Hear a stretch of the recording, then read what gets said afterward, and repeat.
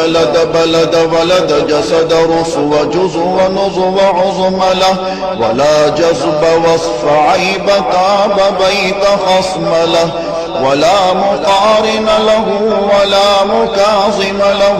ولا مداني له ولا مضارع له ولا مناظر له. ثم نشهد أن لا إله إلا الله وحده لا شريك له من يشرك في ذاته وصفاته وعاداته وآياته أو يتبرك بغيره من نبي وولي وتقي ونقي ونسيم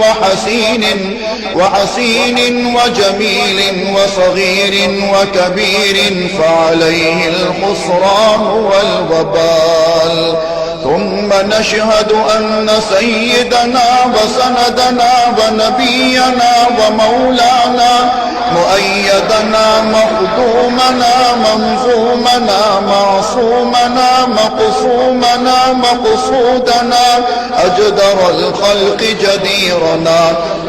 أعظم الخلق وأشرف الخلق وأحسن الخلق وأجمل الخلق وأكمل الخلق وأنور الخلق من الحسن والصدارة والولاية والحكاية والعناية والهداية والأمانة والإمامة أعلانا وأجلانا وأتقانا وأزهدنا وأرفقنا وأنورنا وأخدرنا وأكبرنا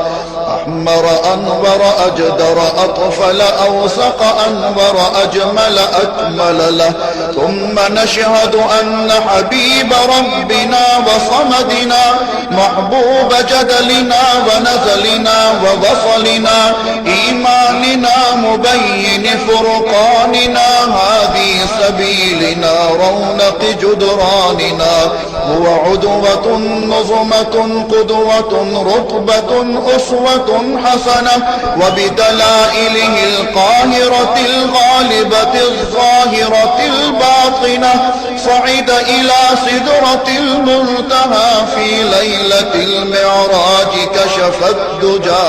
ثم دنا ثم دنا ثم دنا فتدلى فكان قاب قوسين أو أدنى.